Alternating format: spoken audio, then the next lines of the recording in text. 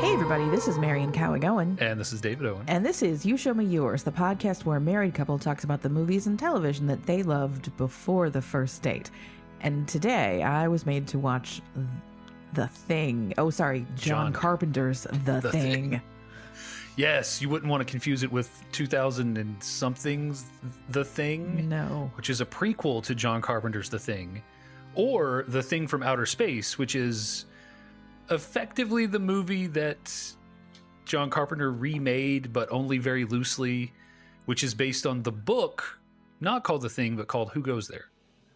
Oh, wow. Clear as mud. That is Yep. So that is an interesting line of succession there. Yep. Okay. Yep. So there are two movies essentially called The Thing.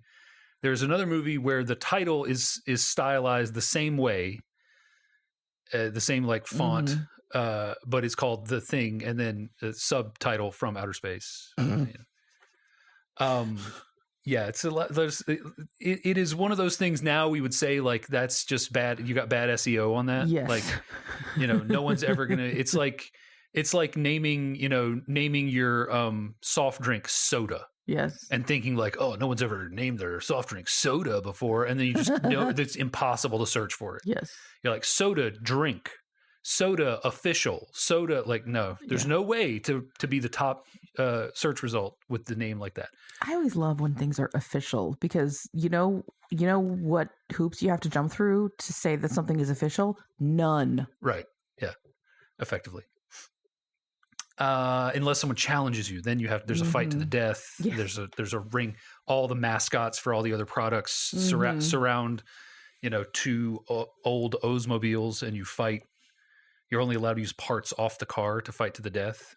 I don't even understand where you went with that. I mean, and what you work. I was thinking like when celebrities have an Instagram and they're like Paul Rudd official. Yeah, like, same rules apply. It's just the pillars of your industry. If you're like Jackson Orthodontics official, and someone disputes that, then you have to fight them in a ring of orthodontists. Okay, so the orthodontists are just the spectators.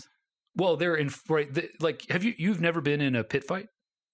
They keep you in, right? They make it impossible to escape, so that the only result that is acceptable to the frothing rabble is death. Someone has to die before the circle will be broken. Okay, you've never been in a pit fight, he says. Right? Yes. As if there were any doubt. Is this just a uniquely male experience that you get on the playground? You guys didn't do pit fights? Shocker. No, girls don't do that. Girls don't do pit We kill each other through rumor and cruelty and other kinds of bullying, but not physical violence. What kind of feminist are you? Jeez. The kind that doesn't want to do a pit fight. I was going to say, I'm the kind that was a teenage girl. The Thing, John Carpenter's The Thing. Yep. 1982, sometimes called The Thing, 1982. But most often just called The Thing. And then if you can't figure out which one we're talking about, then I don't want to talk to you about The Thing. Directed by John Carpenter, a bold choice for John Carpenter's The Thing to be directed by John Carpenter. Yeah, no, I love it. John Carpenter's The Thing, directed by Martin Scorsese. Yeah, right. Yeah. That's a Saturday Night Live sketch or something. So The Thing, of course, is a movie about a thing that crash lands on Earth. We're shown this in the opening of the movie. Crash lands on Earth some 100,000 plus years ago, and is later uncovered by a group of Norwegian scientists who succumb to its alien talents, which are to imitate biological organisms perfectly and disguise itself as them. This is a tried and true, for real, 70s,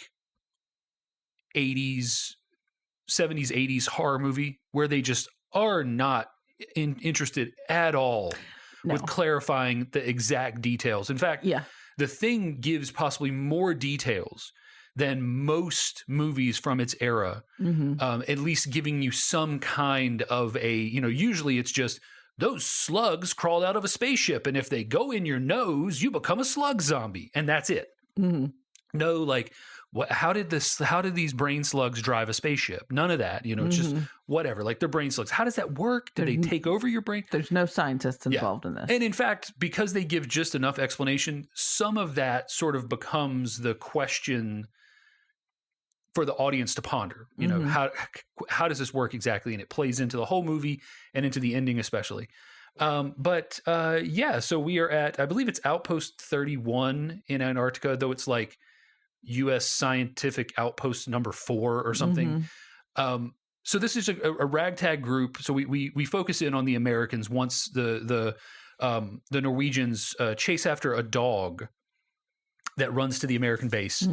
And we end up focusing in then from there on the Americans. Yes. And if you, like me, were watching the beginning thinking, oh my God, are they going to hurt the dog? It's okay, because the dog is evil. The dog is evil. This is one of those great movies that is ruined by modern technology. Because in the beginning, the Norwegian is running up and he's got a gun, and his partner back here drops a grenade and blows himself up. They fly in on a helicopter, and the dog runs up to, I believe it's Fuchs first, and the Norwegian just starts yelling stuff in Norwegian. And if you turn on subtitles, it will show you exactly what he says, and he literally says, "Get away from that. It's not a dog. It's some kind of thing. It only looks like a dog. It's imitating a dog. Get away from it, you fools." Oh, geez. Yeah. So he's literally, and that's the you turn on subtitles and to someone who's never seen this movie, because you watch subtitles a lot. And yes. I was like, man, I got to remember to turn these subtitles off. It's like the first actual line spoken in this movie is the Norwegian basically going is the whole "That's plot. Not a dog. It's a thing. It's some kind of thing." If only we had Google Translate. Right. Exactly. Or if only, as we've been told that everybody in Europe speaks English. If only they had enough English to say, no, dog bad. Yeah. There's no movie. Or if you speak Norwegian, the movie is spoiled for you here. That's true. At this point. But you kind of immediately know something is up. Yeah. You're like, oh, what's a dog? So The Thing is a movie about trust and psychology, some of the psychology of isolation, the psychology of trusting your fellow human beings, what it means to be human. You can get into all kinds of themes and things. I'm sure if we looked just a little bit, we could find some themes of toxic masculinity here. Not that was a concept they recognized in 1982. Well, yeah, and we'll talk about some of that. Yeah. But yeah, so we're quickly introduced to our crew of 12. Basically, we have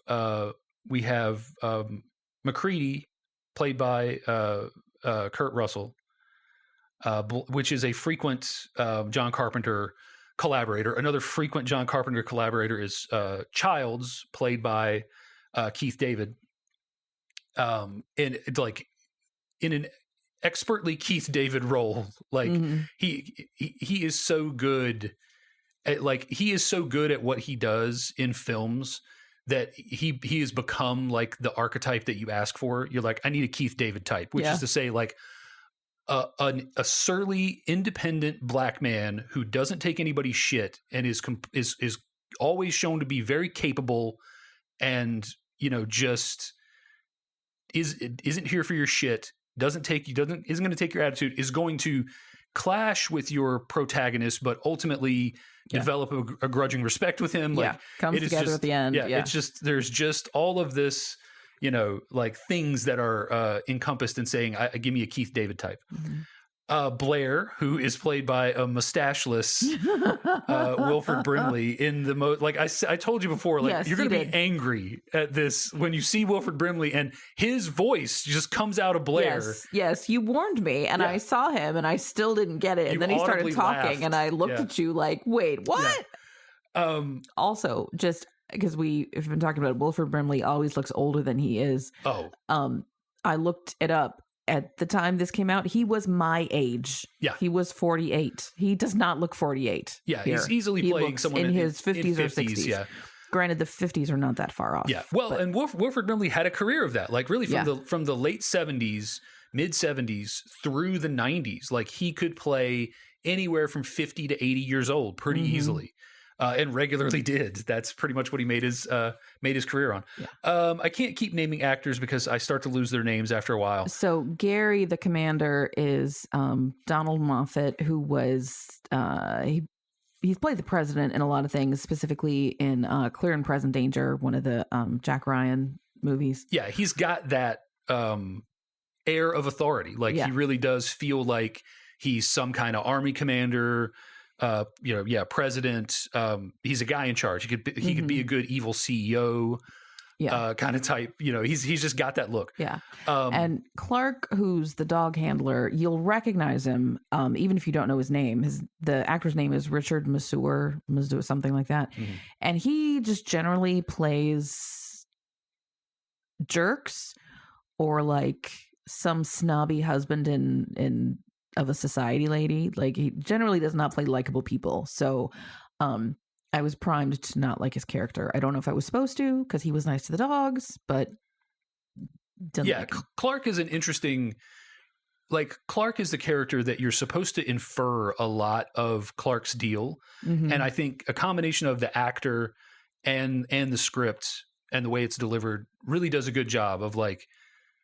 And so this is a bear of a movie to talk about after having only watched it once, because it is fairly intricate and there's a lot going on. And then there's a lot of like possible continuity errors that become the cornerstone of entire theories that people have. And like, is it a continuity error? Because John Carpenter had a lot of time to plan this stuff out. So, it's a crazy move, but Clark is one of those characters that on a second and third watch, you really feel his isolation from the group. He's always kind of away from the group. He is clearly has a deep bond with the dogs, who he is, like we said, he's the dog handler.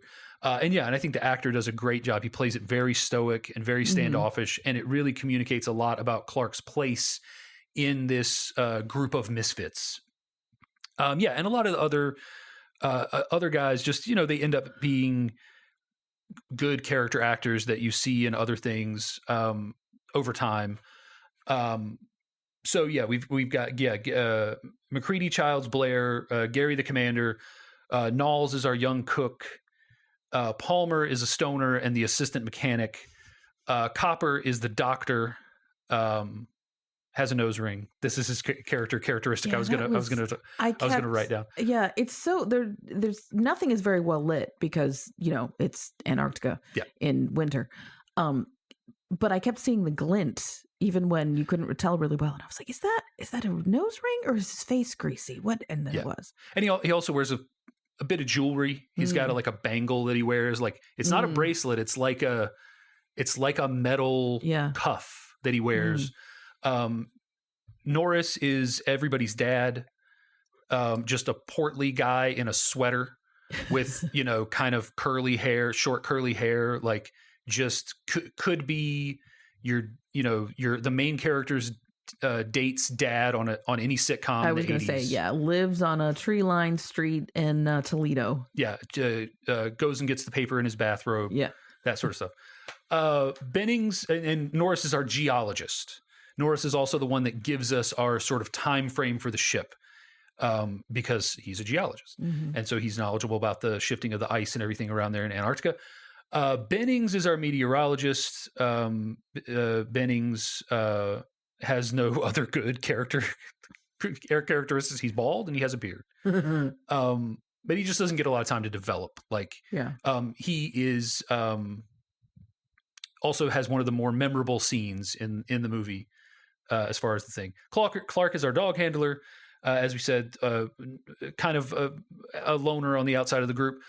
Fuchs is the assistant biologist. Fuchs is so at the point in the movie where Blair kind of realizes what's going on and flips out, Fuchs sort of becomes our primary source of information for the back half of the movie on the thing, largely based on Blair's notes. And then Windows is our radio man, called Windows because he's always wearing sunglasses. Sure. Yes. Okay. So Windows, the guy with sunglasses. Also kind of a stoner, right? Kind of a stoner.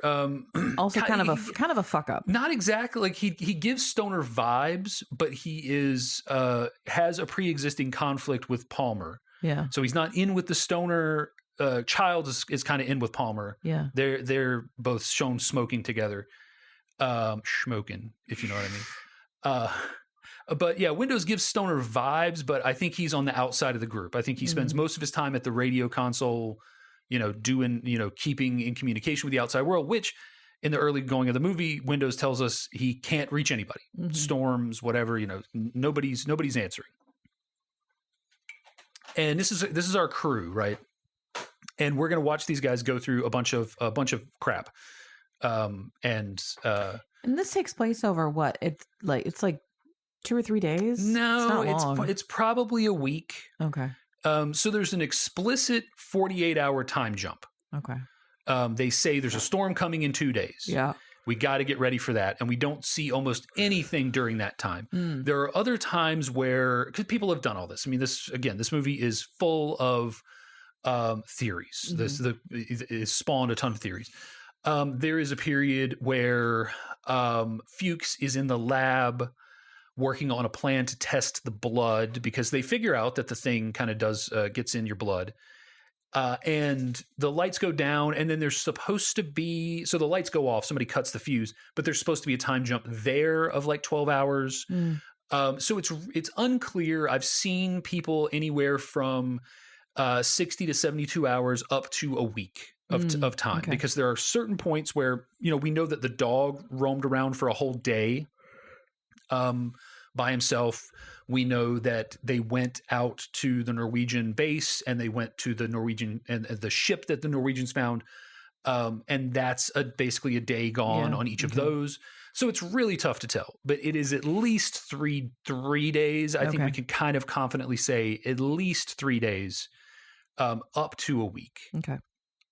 But yeah, that is what, So again, the main plot point of this movie is that this dog that we see, this very good dog named Jed, who is like a phenomenal half wolf dog actor. He's in what was that movie with Ethan Hawke where he's in he's young and it's wintertime? It's not Lady Hawk. That's not Ethan Hawke. It's not Call of the Wild, is it? It might be that version of Call of the Wild. He's in that. He was and when we talk about Very Good Boy, like this dog's acting is off the charts. The scene that everybody raves about, including Carpenter, there is a scene where the dog is roaming around, and we're kind of getting these shots of the base, like establishing shots, like, here's this room and it leads into that room. And then we get the shot of a hall, and in the distance of the hall, there's a door. And then on what would be the dog's right, there is a screen left, there's a door. And then very extreme foreground, screen right, there's a door. The dog walks in through the door at the end of the hall, slowly stalks up to the first door, starts to put his head in, starts to walk in, stops, pulls back, looks over to the other door, and then resumes walking, and then a silhouette on the wall is revealed, and this is our first infected person. And the dog walks into the room. One take, no cuts. Yeah. This dog is acting. It was it was like he was casing the joint. It was like, and they didn't say for a while, oh, the dog is infected. Well, except for the Norwegians did. Yeah. But all the camera focus on the dog, I was like, okay, this is the dog is we're shown the dog. The dog is shown to be watching the helicopter take off as they go to investigate the Norwegian spot. And it's just like, you're like, something's up with this dog. Like, why is this dog? So this dog is the thing. It's infected by the thing. It is going to get out and start infecting people. And it already does. Like, we have our first infection. And this is where the community controversies start, right? And who that was. Who that is. So that can be one of two people, right? Based on the community's, speculation, because we know certain things, right? We know things like, so near the end of the movie, there's a blood test. Mm-hmm. And that clears certain people who at this point would be suspected. Mm-hmm. So at this point, before the blood test, this person, this shadow on the wall that the dog is the patient zero. Well, I guess the dog is patient zero, but you know what I mean. It could be Palmer, because Mm-hmm. Palmer has sort of curly hair. It could be Windows, because Windows is shown to have curly hair, or it Okay. could be Norris, because Norris has curly hair. Okay. What we know is that Norris and Palmer both become infected, and Windows does not. Well, Okay. Windows does technically become infected, but dies Not almost immediately. Yeah. Windows is proven to be clean in the blood test scene. Yeah. So it's Norris or Palmer, and you can take that however you want. It's that early in the movie. It's not both of them, because we established that it needs some time with its victim to convert them. So the dog getting into the room, and it seems to have all kinds of tricks. It can squirt a liquid.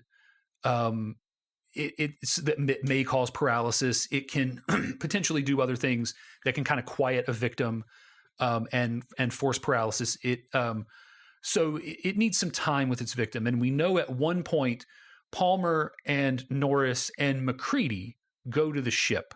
They go to where the ship is. Mm-hmm. And so at that time, Palmer or Norris is infected, not both of them, which is why MacReady doesn't get taken over at that point, and Norris or Palmer doesn't get taken over, because it doesn't have the opportunity, right? It doesn't want to reveal itself, because revealing itself generally means having to shed its disguise, like getting figured out. And we don't know anything about how it reforms the disguise or how long it takes, or, there's speculation in there. It takes 15 minutes to an hour.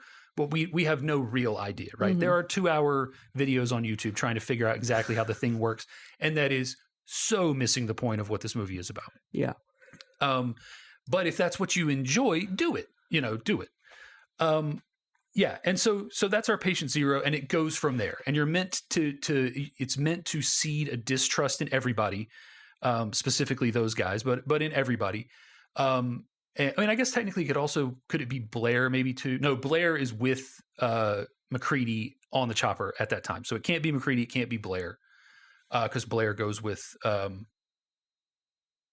MacReady, or is it Copper? I can't remember. Anyway, whatever. It doesn't matter. Again, not what the movie's about.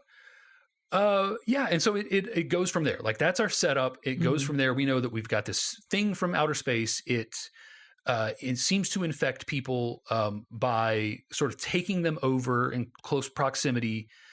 There is speculation by Fuchs that it could take you over by infecting you in a slow assimilation process. We don't know for sure that anybody is infected that way, and we never see that. We never see confirmation of that in this movie. In the extended universe, I don't know, but we never see confirmation of that. We just know that from Blair's experiments, in which he injects tainted dog blood into healthy dog blood, he then watches what is actually kind of an inaccurate simulation, because the cells take over, the invader cells take over a cell, and then that compromised cell, which appears to be a normal cell, takes over another cell but absorbs it. And we know that that's not exactly how it works, because if that's how it worked, then at the end you'd be left with one cell, that it would essentially consume a body cell by cell until there was only one cell left. And that's not how it works. So that, that simulation is not that accurate, but it doesn't matter. That's where we are. We know for sure, if it can get you alone for a long enough time, 15 minutes to an hour, it can assimilate you and produce a copy of you. And then once that's happened, it inherits, as far as we can tell, it inherits all of your physical characteristics and traits, including your weaknesses. Norris, for instance, who is converted at some point, has a weak heart. It inherits his weak heart. There is speculation as to, hey, if it died from Norris's heart attack, would it be dead? We know that the thing part of you seems to have some residual cellular activity. So if the host dies, presumably some part of the thing is still alive inside of it. And we know, I'm not going to speculate much more on how the thing works. There could be a hive mind. It could be a more of a colony thing where each thing is sort of aware of the other, but they don't communicate or they don't work together. It's impossible to tell. Yeah. Well, and it's very oh my God, I can't think of the word.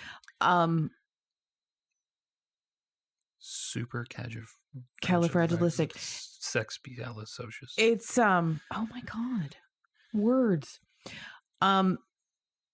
It's very durable. It can. Yeah. They at some point they realized like the ship was frozen in the ice for hundreds of thousands of years, and the thing did not freeze.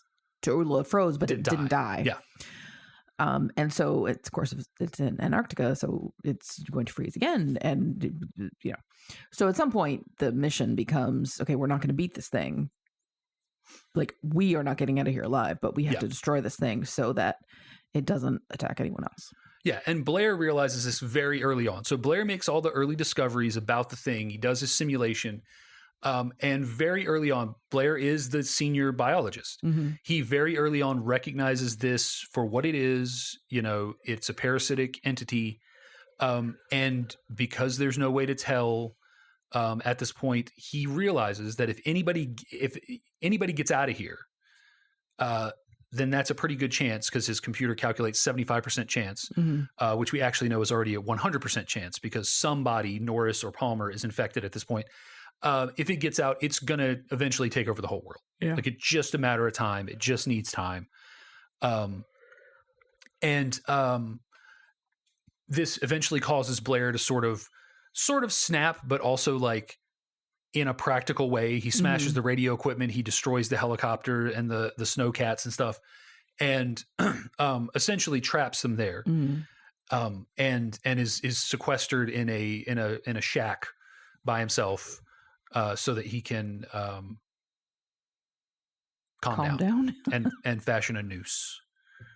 Yes, it was in the frame several times, and I was like, what in the world? And it was never Chekhov's noose, never got used, which is fine with me. Maybe as good a time to talk about Blair as any time. Blair becomes the, like, alpha thing.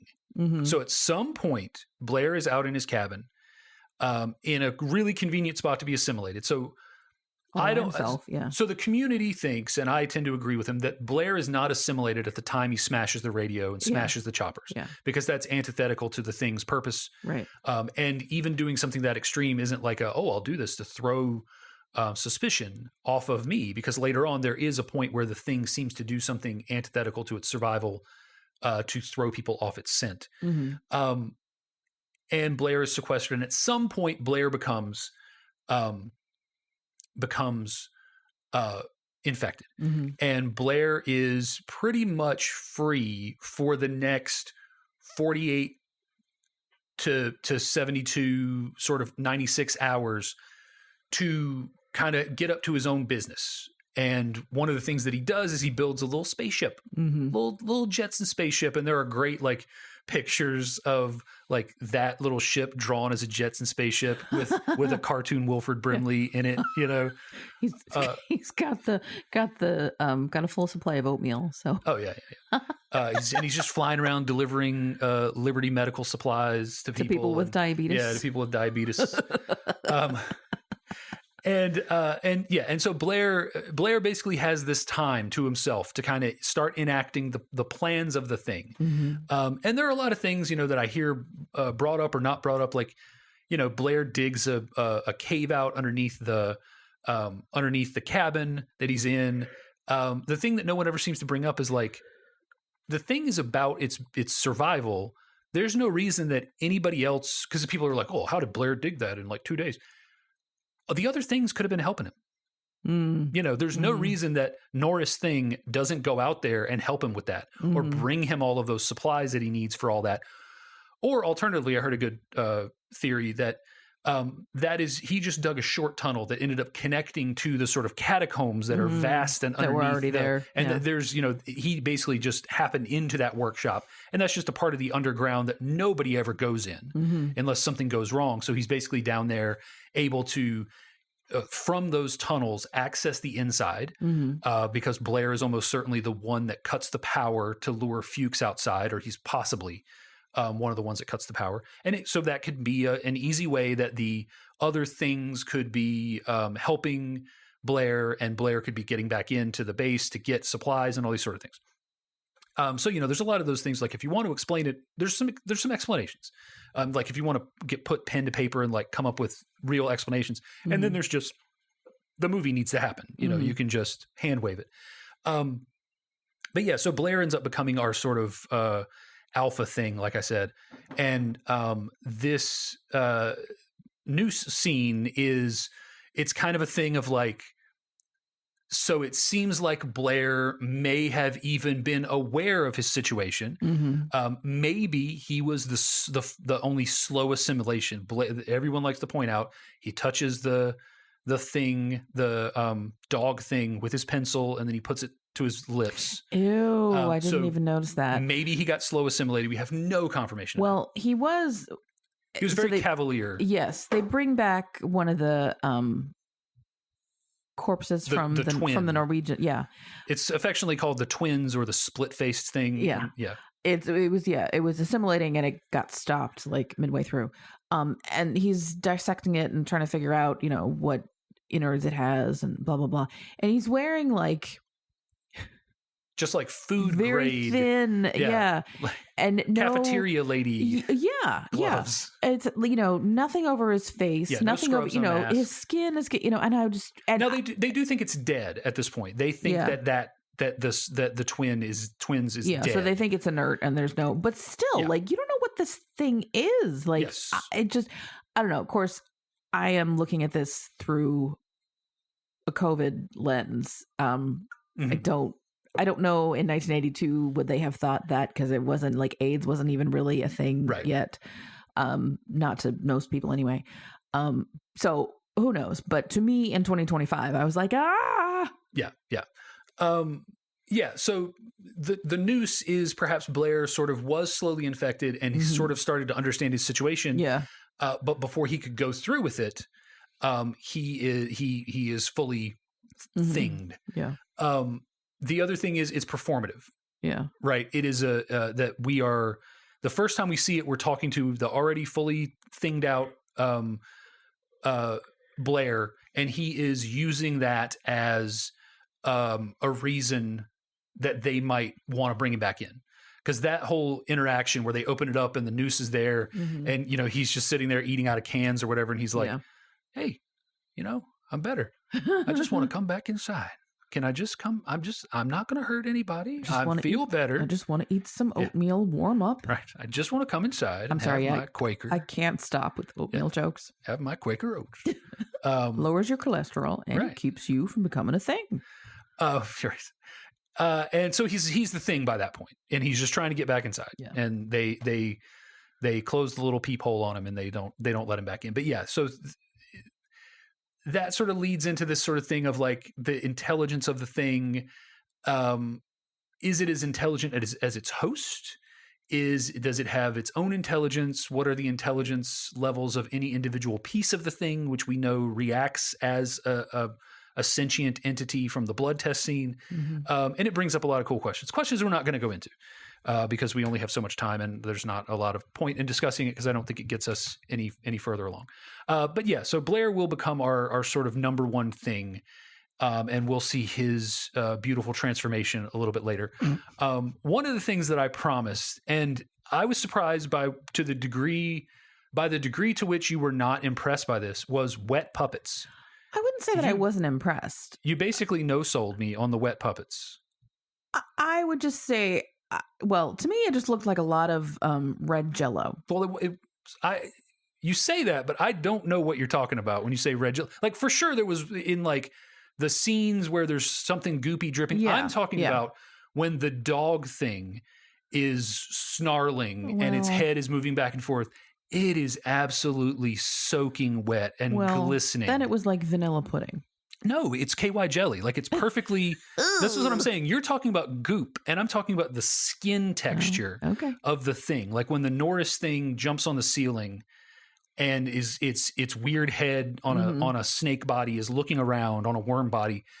It's just glistening with moisture and everything, and the way that they light it and just the light catches on the KY jelly, and it just looks goopy and moist and gross. Well, in the best possible way. Let's just say, like, you said that somebody would need to watch this several times to catch all of these details, and I am only at one time. So okay. Let's just leave it at that. The absolute wettest puppets in the game, like 100%. Gallons of KY jelly were used on this movie, and everything is just slick and wet all the time. You know, if it's a thing, it is glistening. Yeah, and that's what a wet puppet is. Yeah. I don't think that there was any reference to anybody ever taking a shower even before all this happens. And I get it because, like, it's cold and you're in a bazillion layers of clothing to stay warm and you just don't want to, you know, but like by the end, I just felt so gross. Like there was just grime on me, as there would be if you lived in Antarctica. And, you know, but at the same time, there is a lot of downtime that we're not shown. Yes, and I'm not saying I need to know their hygiene procedures, but I just, and, you know, well, there isn't a whole lot of scene setting, honestly. It just sort of jumps into the thing. Yeah. But, I just felt grimy between the lack of showing me their hygiene routine and the wet puppets. I just felt like a film of grossness on me. Yeah. But yeah, these puppets are real wet. They're very wet. They kind of set a new standard for wet puppets with this, that people would go on for years to try to top. But speaking of wet puppets, it's probably as good a time as any to talk about the special effects. So this movie, again, we're doing sort of this archetypal horror movie thing. This is the special effects horror movie. Yeah. The one that is all about the animatronics and the gore and the craziness. This is that movie, you know, like this genre would go on to be perverted in the form of movies like Hostel and stuff, and Terrifier and stuff like that. But at this point, this movie, it's about, you know, this genre, this subgenre of horror is about, it's going to be things like Puppet Master and the Troll and what's the movie? Ghoulies. Yeah, just little animatronics that are just glistening in the light and making gross faces and doing gross things. And yeah, it is, this movie is like the grandfather of all that. And the guy responsible for it is Rob Bottin, who at the time was like 21 when he did this, and like lived at the studio, literally had like a bleeding ulcer from stress, and you know, claims to have literally lived in the studio, sleeping in like the back rooms and stuff for like a year doing the special effects for this movie. And it shows, like the dedication to it shows. And I think he was so good that the only knock that I really make against this movie, or that I ever really see anybody make against this movie, is that the consistency of the lore of the thing takes a back seat to Rob made a real cool gimmick. Yeah. We got to show it. Yeah. You know, because there are points when we can ask yourself, well, why does the dog transform? Like, what's the point of that strategically? At that moment, is the thing only as intelligent as the dog? Well, he was like watching a chopper and stalking people. So like, he's clearly more intelligent. He's in a kennel. Does he assume those dogs are going to figure out he's not a dog and go after him? Because they don't really start barking till he starts thinging out. You know, what's the point? Well, the point is because there's a real cool design for a dog thing. And the funny thing is, the dog thing Rob didn't even do that. It was actually Stan Winston, uncredited Stan Winston, you know, the like one of the big names of special effects.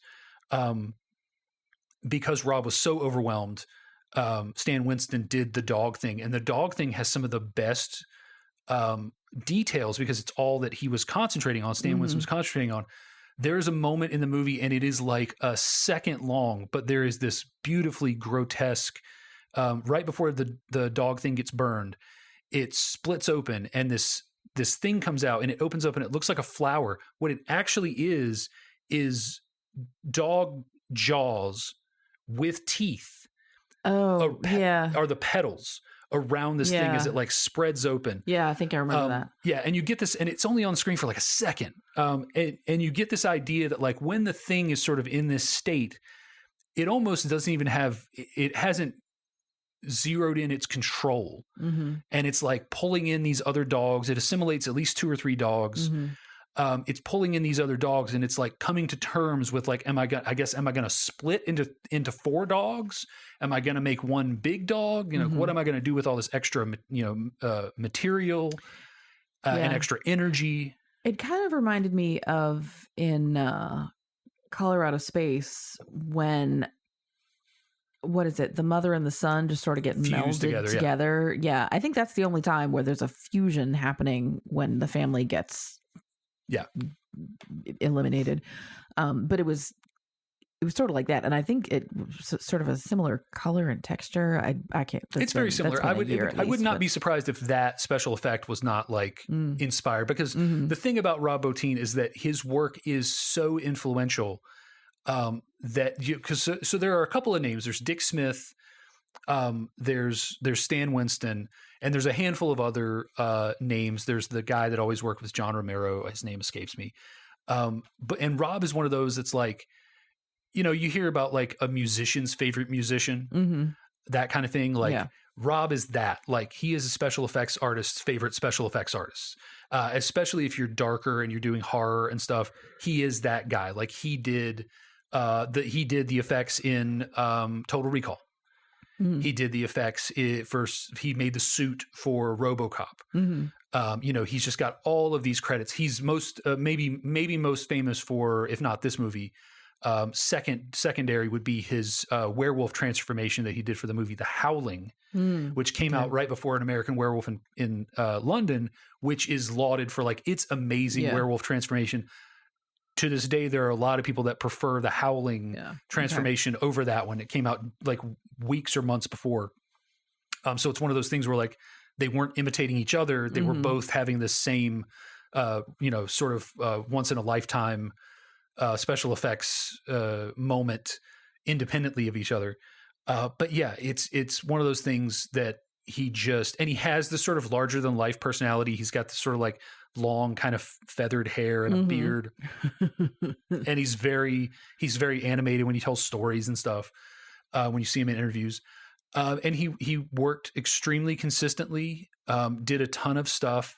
And then sometime in the early 2000s, there wasn't this call for practical effects, and he just decided to retire. He was just like, you know what? Nobody wants what I do well, and I'm not going into the computer stuff.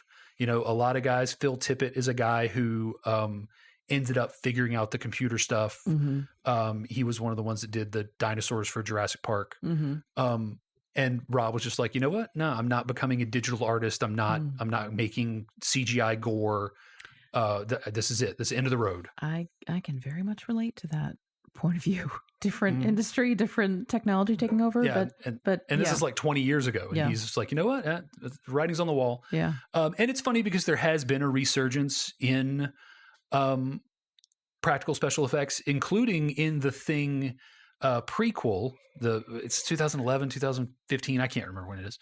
The Thing prequel has a very controversial history of, because of the lineage, they knew like the fans are not going to accept CGI, but the meddling studio got its way. Yeah. And even though they had all of these amazing practical effects, including showing how the split face thing gets formed, in practical effects, they ended up replacing it all with CG, and it basically just ruined any possibility. They alienated their fan base. Yeah. And I'm not sure how they didn't understand that that's what would happen. Like The Thing is probably the most celebrated practical effects movie in history. And to think that you can get away with CGI effects in the prequel to The Thing, like, no, nobody wanted to see that, and nobody went to see it, and nobody really cared for it. Well, that's when you get the bean counters making creative decisions. That's often what happens. But yeah, Rob was amazing, and just this, he was this, almost like prodigy of special effects. You know, started doing it real early. Worked with Roger Corman, who was a big B movie producer in the 60s and 70s. Worked on that 1970s King Kong movie with Jeff Bridges in it. His work, I'm not going to say it's under-celebrated, because especially when it comes to this movie, he's lauded as like the king of all special effects. But yeah, it's really sad that we lost potentially another 10 or 20 years of really good Rob Bottin special effects, because the industry just went in a different direction for about 10 or 15 years. And now he could come back and make a killing, but he's probably happy just chilling. And he did come back, I believe, for a Game of Thrones episode, very briefly, uncredited. That's the thing. So yeah, how would you? I think this is something that gets brought up a lot. Like, how would you categorize this movie besides horror? It's obviously horror, but like, how do you like mystery? Like, yeah, it's a bit of a whodunit, or like a, I don't know, sort of a medical mystery, like figuring out who, like, because they figure out how to diagnose people. They do a little bit of investigation into what is this thing and how does it work, and so, and it a little bit reminds me of 12 Angry Men, just in that it's a bunch of men, all different backgrounds and specialties, and blah blah, and they're in this confined space, not confined as in a jury room, but confined as in they can't leave Antarctica. I think the similarities probably end there, but I mean, and they have to work it out, right? They have to like figure out, MacReady is he starts out on the outside and kind of becomes the de facto leader. And I mean, I can see that. Yeah. It's a psychological mystery. Who do you trust? Yeah. I think it's closer to the novel in that respect from everything I've heard, or it's like a novella, I think, a short story kind of, in everything I've heard. But it is. It's really, they lean for all of the special effects moments. Those just sort of punctuate these moments of high drama and anxiety and all this. Like, the actual, minute to minute is them figuring out who they can trust. And the cool thing is The Thing, and we have to acknowledge that The Thing is smart, because it plots, right? It plans and it plots. It understands that it can turn them against each other, and I think it also understands when it is and isn't appropriate to assimilate somebody. So the one big thing of this movie is Fuchs, right? So Fuchs is the assistant biologist. He takes over from Blair. He gets all of Blair's notes, and eventually MacReady charges Fuchs with coming up with a blood test. Now, one of the intelligent things that the Thing does is it destroys all of their untainted blood. So at some point, it realizes that they are far enough along. Now, the argument that I would make is that it has assimilated Blair at that point, and so it knows what Blair knows, and then Blair knows that Fuchs has his notebooks or whatever. He knows that he doesn't have with him. So on some level, the Thing knows, okay, they know it's in the blood, and Blair knows that there is this untainted blood. And like, he can basically, if he's an exact copy of Blair, he can like, well, what would Blair do? And Blair is like, oh, I'd make a blood test using the untainted blood. Okay, yeah. And that's pretty much what Fuchs thinks of as well. They find out the untainted blood is destroyed. And again, that's another moment where it's doing subterfuge. It's in a locked cabinet. The keys are very suspiciously, not suspiciously, but very auspiciously, or like obviously dropped by Windows when he finds Bennings being assimilated. So Bennings and Windows are stowing the find of the century, the split face thing, in a storage room, and Windows has to go get the keys to lock up the storage room, which are held by Gary. And when he comes back to find Bennings halfway assimilated, he very obviously drops the keys. There is like a loud sound effect of him dropping the keys. And then what we know is from there, one of the things gets the keys and they end up back on Gary's key ring by the time they discover the blood.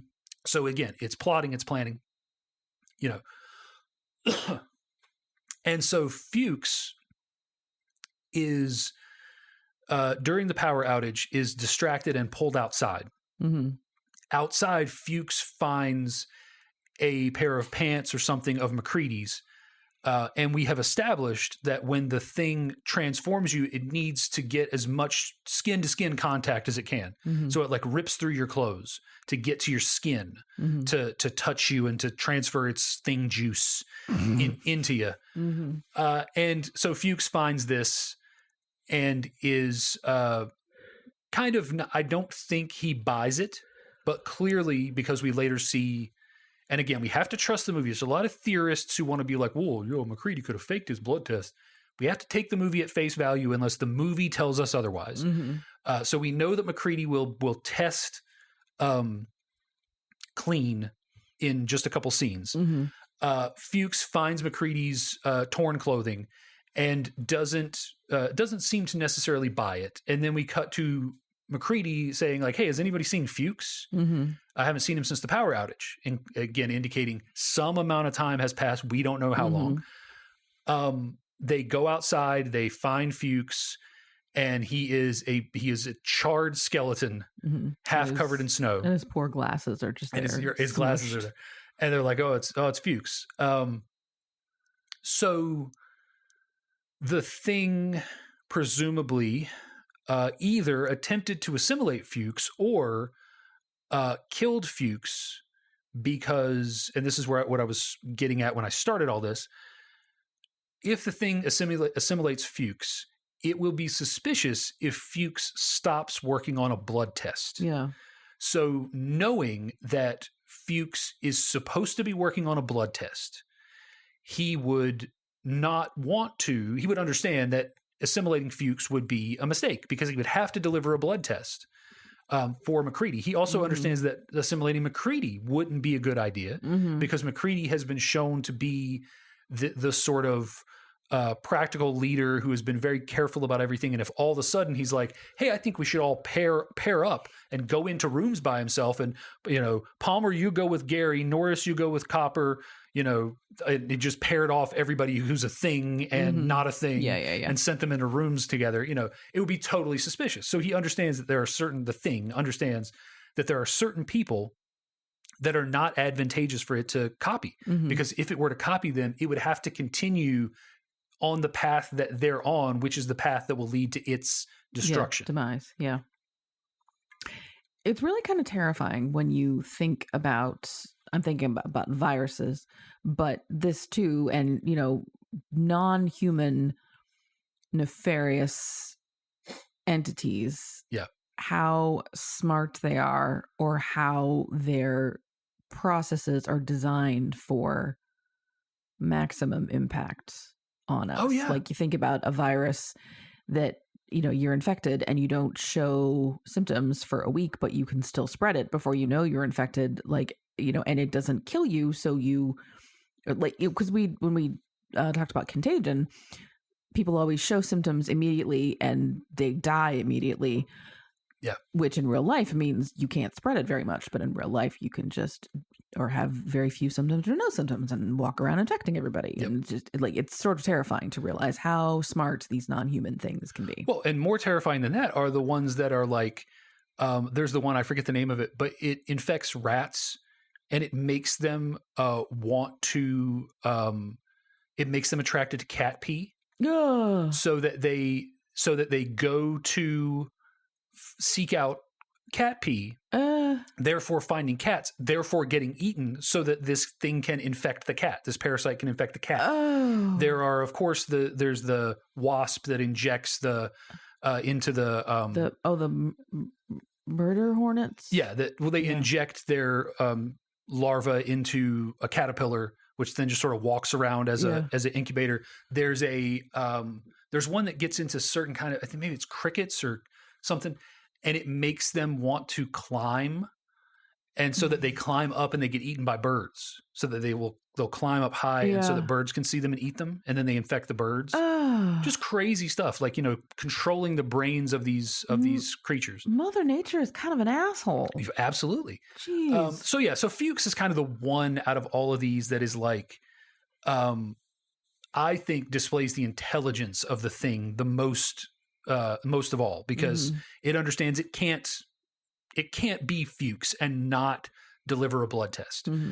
So it kills Fuchs, which it thinks will stop it. But then we get to, possibly the best scene in the movie, certainly the one that gets the most reaction, which is Norris Thing. So again, the MacReady pants or long johns or whatever they are don't work. And then Knowles and MacReady are out, and they find that MacReady's shack, the light is on, and MacReady knows he left it off. MacReady, to establish his outsider status, actually lives in a shack away from the main base. And they go out to look for it. They're gone way too long. And they actually, I think they go out to give Blair the blood test, and they're gone way too long. I can't remember. Anyway, point being, Knowles comes back and he has a different, like, at least in terms of the prop, it's a different set of clothes that are ripped through for MacReady. And this sort of convinces everybody MacReady might be the thing. So when MacReady comes back, he has to break in and he has to keep everybody at bay with dynamite. Yeah. And during this whole fracas, Norris has a heart attack. They bring Norris into the infirmary, and MacReady is still, got his flamethrower drawn on everybody, and he's threatening with his, and Copper starts trying to revive Norris. And one of the things that he does is he uses the paddles. And on the second time he goes to use the paddles, Norris Thing's abdomen just opens up like jaws and clamps down on his arms, and he pulls his arms away, and they break off at the elbow. Yeah. And then Norris Thing splits open. And the things that the times that I love in this movie are when you get this idea of the alien stuff that the thing has seen in the past or duplicated in the past. And Norris's chest opens up, and all these green floppy tentacles start coming out.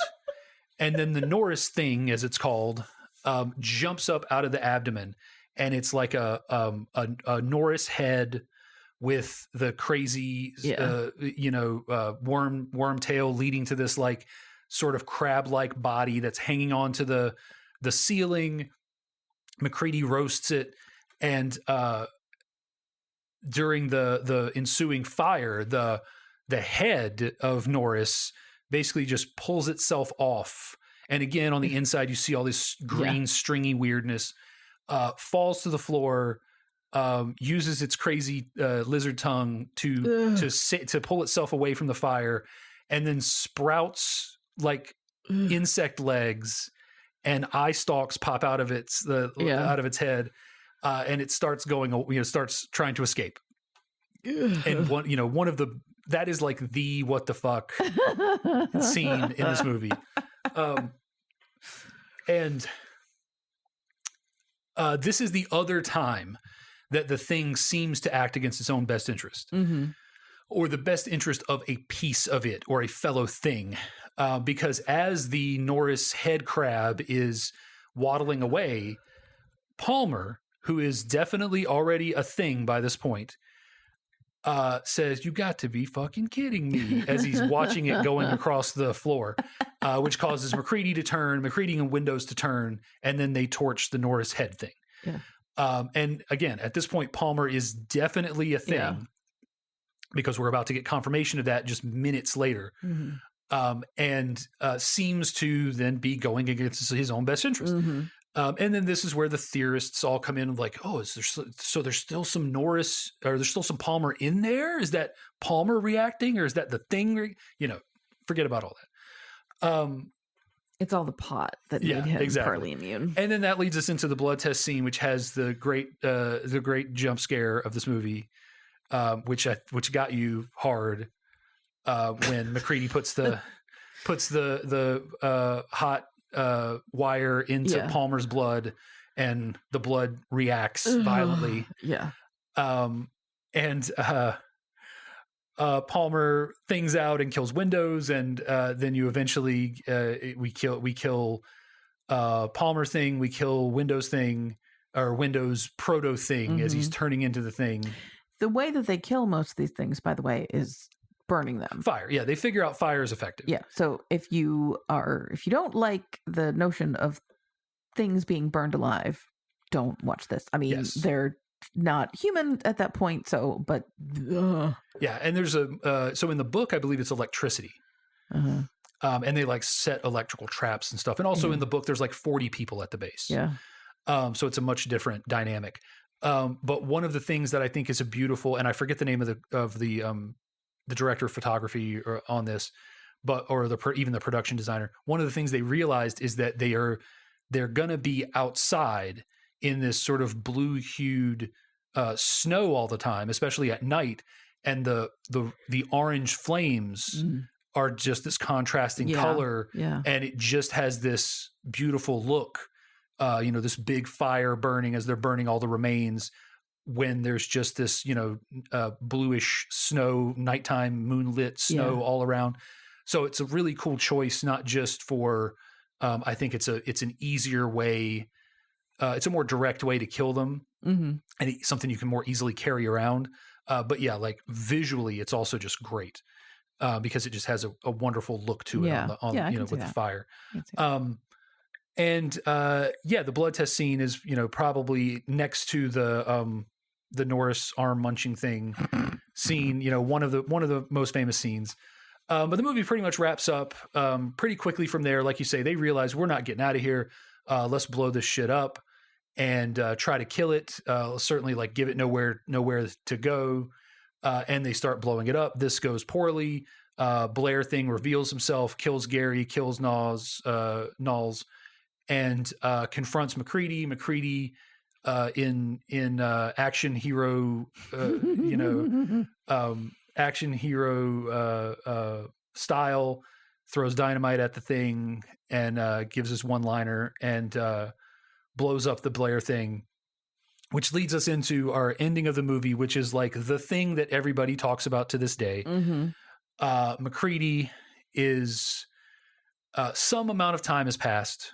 We don't know from the killing of the Blair thing, and we see MacReady limping out, and he ends up kind of collapsing down under some shelter with his patented bottle of J&B, which he has been drinking just massively throughout the whole movie. Yeah.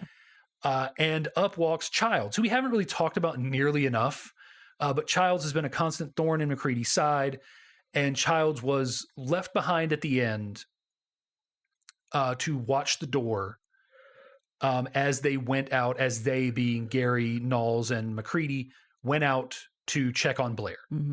And this is when they discover the spaceship and all that jazz. And at some point, Knowles sees Childs running away from the base. And that's the last we see of Childs until the end. Childs kind of saunters up, and they have their moment, and they basically both acknowledge that they don't really know if the other one's human. They sit down.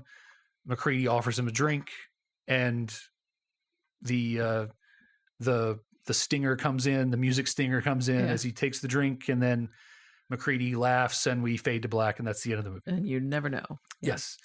And this is something I'm going to talk about a lot, but Ennio Morricone did the music, the same guy who did all of the Sergio Leone Western. Spaghetti Westerns. All that was perfect. That was perfect impersonation of that. And he just does a great job. The funny thing is, what he does is, outside of a couple of semi-orchestral pieces, he mostly just does the score that John Carpenter would have done. Just like bass synth, like that's the notes that like MacReady takes the drink and just like it's just like he's just pressing 3 notes on the the bass end of the synth. And here's the end. And so we'll end up by asking you, how does it end? Who's the thing? Our options are they're both the thing. Yeah. McCready's the thing. McCready's the thing. Child's human. Child's the thing. McCready's human. They're both human. What do you think? Oh gosh. So Child's excuse for where he was he thought he saw Blair and he ran after him. Yeah. So that's why he doesn't get blown up in the base. Yeah. I mean, I don't know if it really matters because they're both going to die anyway. I think if I had to choose, I would say Childs is the thing. Yeah. Because that was a suspicious absence. But then McCready spent that time in close proximity to Blair. So, who knows? Yeah. I don't know. I don't know. And I don't really care that I don't know. Right. Well, and that kind of is the correct answer. What we know is that during the blood test scene, they were both human. Mm-hmm. And, shortly after, here they are. Mm-hmm. And the funny thing about this is the theories that are online. And the really funny thing is that a lot of these theories were destroyed by the 4K Blu-ray transfer. Mm-hmm. Yeah, of this you were telling movie. me about that. So the first theory is that Childs is the thing because he doesn't have breath in the scene. And the reality of that is, number one, he does have breath. You see it several times in that scene, but you see it because of the 4K Blu-ray transfer. Mm-hmm. We watched this movie in the theater. And it must have been the 4K because the breath was very clearly there. I didn't. It wasn't. So the thing he is, was in shadow, or it was dark angle, on his side. Right at the angle where he is seated, you can't see his breath. Mm-hmm. But if you look out past him into an open area where there's some flame, you can see his breath. So what you see is Childs is here, and then there is a dark piece of the background in front of, right beside him. And then there's an open spot where there's some light. You can see his breath in the lit portion. So basically he breathes out. You don't see anything come out of his mouth because of the dark backdrop of the piece of the set that's behind him. But then you see it. Also, before he sits down, you very clearly see his breath. Okay. Before he sits down. It is much more difficult to see after he sits down. The other thing is there was a contingent of folks who said he's clearly changed clothes because his parka is much lighter than the blue one that he basically wears for the whole movie. The reality of that is we are shown many times, including with McCready's awesome hat, that as they're out here, these things get dusted with snow. There's a point where McCready's been outside in the hat for a while and the hat is like white. The brown hat is white. Again, the 4K transfer, you can clearly see the jacket is blue.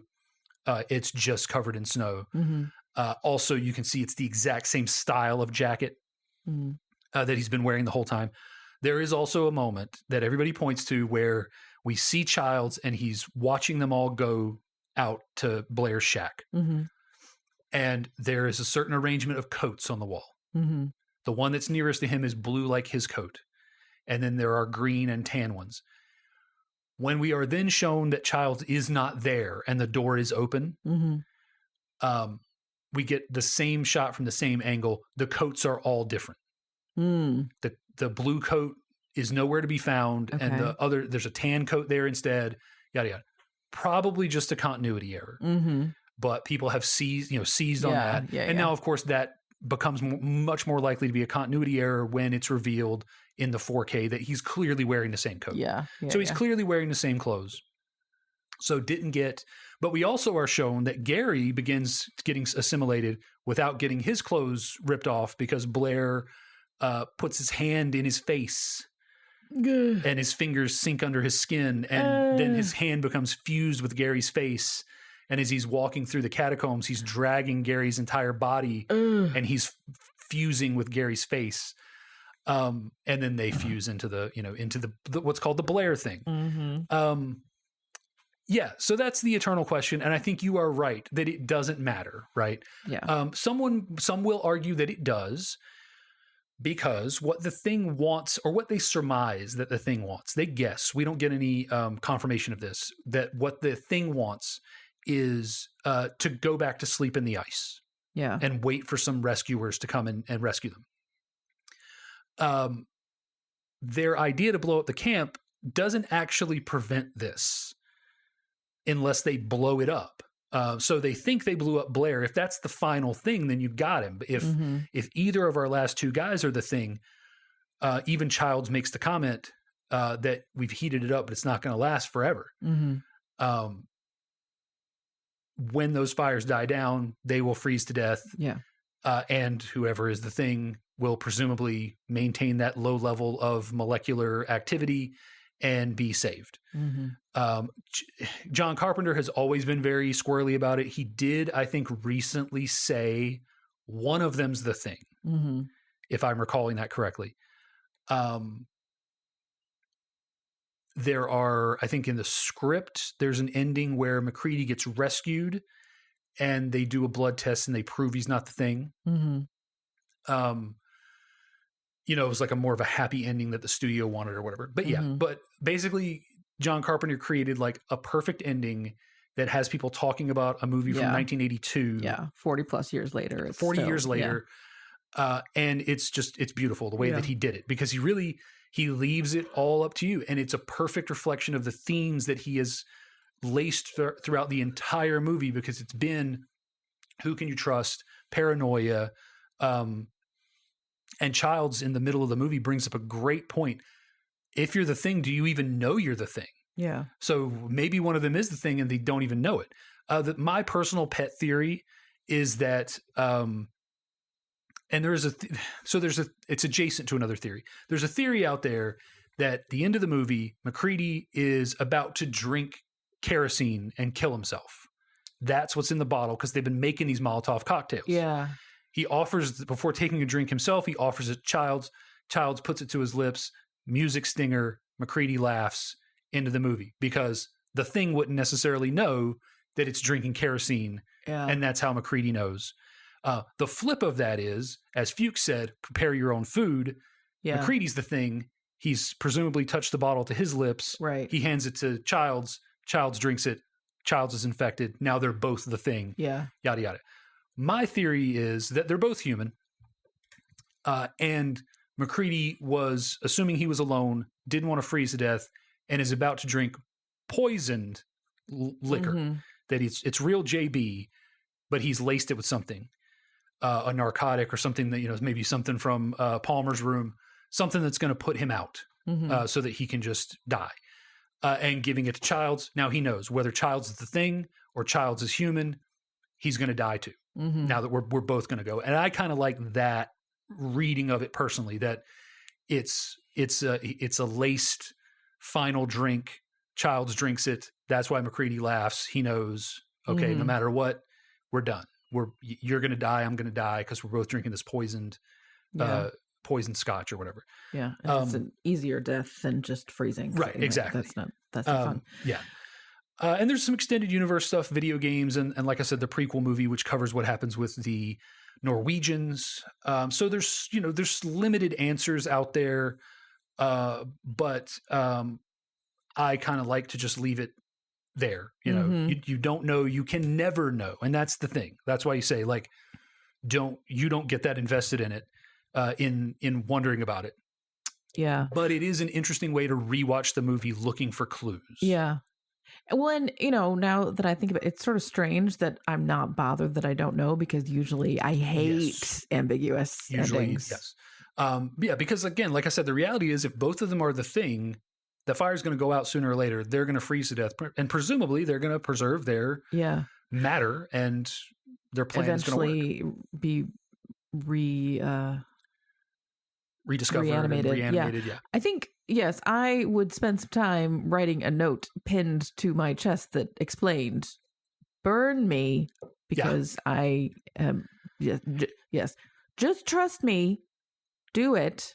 I'm already dead. Burning me doesn't hurt. Just, And MacReady did leave a tape that may or may not have survived, where he kind of recaps some of that. When he's placed in charge by Gary, he does leave a tape behind that explains some of that. That didn't seem like enough.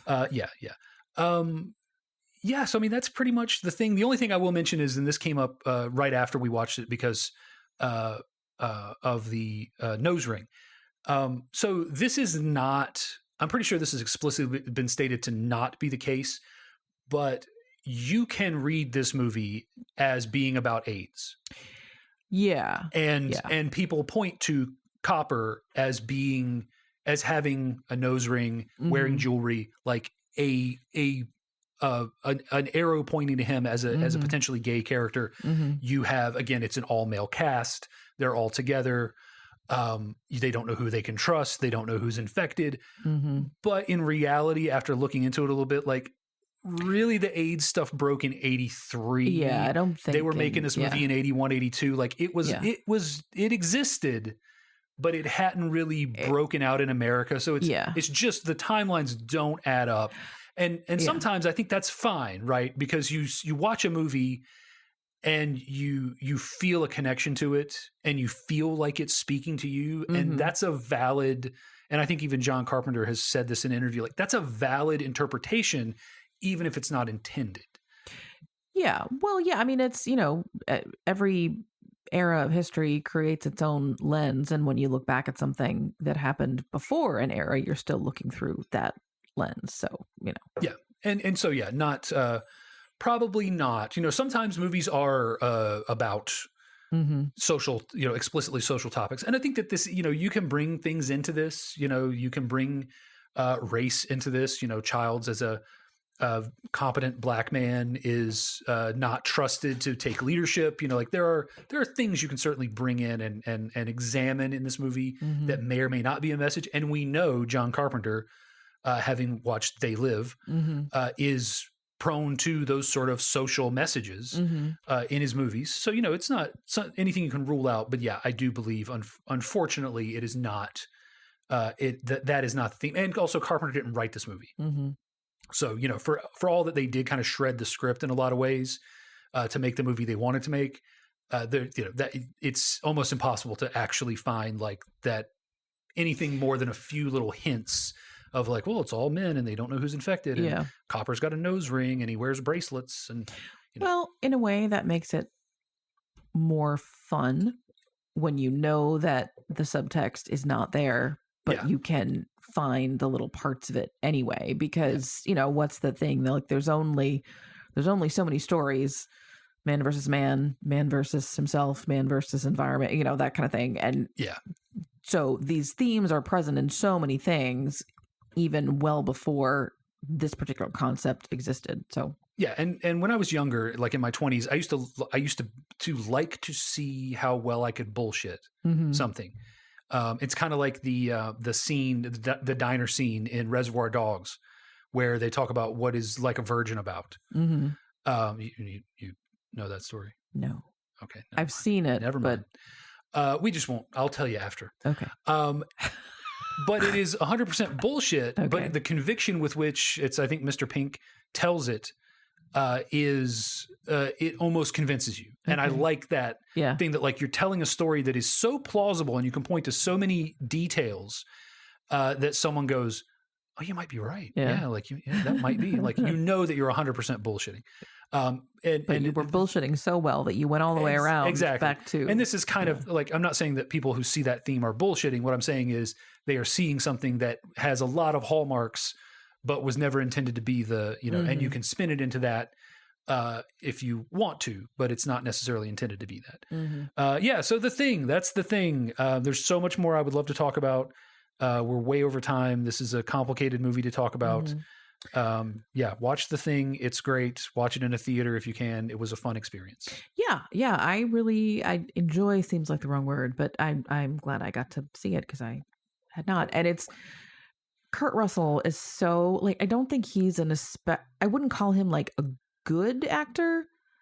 Like, you don't think of him in the same vein as like Daniel Day-Lewis and, Oscar winners, but he just is reliable, and he's always this sort of world weary, kind of blue collar. Just he's got a thing that he does. And he does it really well. No one's gonna, he's not gonna be placed up there on the upper echelons with the, Rafe Fiennes's and Daniel Day-Lewis's of the world. But he's incredibly reliable for that. And he's likable too. And so I just watched Deepwater Horizon, which is very good if you like sort of true disaster movies. And he's sort of the senior person on the I've rig. seen clips. Yeah. And he's got that same sort of air, like he's just sort of tired and old, and at the end, like he's been gravely injured, but he's gotta be the one to press the button to do a thing, and everyone physically carries him over to the thing, and just like the rapport that he has with everybody, it is just, he's very good at that. Yeah, he's like latter day Jeff Bridges and doing like old haggard cowboy sort of characters. Nothing about Jeff Bridges' early career up till about 15-20 years ago would have said, hey, this guy's going to spend like the last 10-15 years of his career being like the haggard small town Texas sheriff or a literal cowboy or bounty hunter or something. Well, it's something happened and his voice got about 10 times more gravelly. I don't know what happened, but Kurt Russell all the way. And he is a constant, reliable John Carpenter. He is Big Trouble in Little China, Escape from New York. He is just incredibly reliable in that role of kind of gruff, kind of cool. There's a coolness to MacReady. I think that, and again, the hat, the iconic hat. But there's a coolness to this sort of loner that MacReady is, puts dumps the drink in the chess computer, it just, and it's just, you can always rely on that. And I think John Carpenter always got that out of him, in every one of his roles. So and I also feel like if as great as Roddy Piper is in They Live, that's also a Kurt Russell role all the way. Yes. You sub Kurt Russell in for that, and it does very little to change the movie. Yeah. But the thing. Well, folks, if you would like to talk with Dave more about this, I think he could go for hours longer. I could not, but he could. Please reach out to us. You can get in touch with us in a couple of different ways. You can send us an email at ysmypodcast, ysmy for you show me yours, at gmail.com. We have the same handle on Facebook. You can DM us, or you can go to our feed where we have links to all of our latest episodes. We typically have new episodes every other Wednesday. So 2 weeks from today, no matter when you're listening, there will be a new episode out. In the month of October, though, we have episodes every week for the Spooktacular. Woo! And I believe this is week 4 of 5. So next week we have a new one. What are we watching next week, Dave? So next week we're closing out with the archetype of the found footage / mockumentary category, of where you think Blair Witch Project, Wreck is another big one, or Quarantine is another big one. Like, if they are playing it off like it's real, either as a documentary, we're going into this haunted house, or so we found these tapes in a tree stump, or whatever. That's this subgenre of horror. And what I have chosen to represent this is a movie that I think, acknowledging that I did most of the talking this week, a movie that I hope will get you talking next week. The movie is Lake Mungo. You've talked about this recently. In the preparation for this. It is a movie that some people claim affects them deeply when they watch it. Oh, good. Okay. And it is it takes some fun turns. It has some fun reveals in the end. And it is a very sort of twisty, turny mockumentary / found footage style movie that is, I think, really good. But I didn't have the same sort of like almost spiritual experience that some people seem to have with this movie. Like, I'm not trying to hype it up too much. Some people they're deeply affected by the content of the movie and the final reveal and sort of thing. It's a really good movie. So I'm really interested to see what you think about it. Okay. All right. Okay. Well, until next week with Lake Mungo and Spiritual Experience, this has been You Show Me Yours. Thanks for listening. Bye. Bye.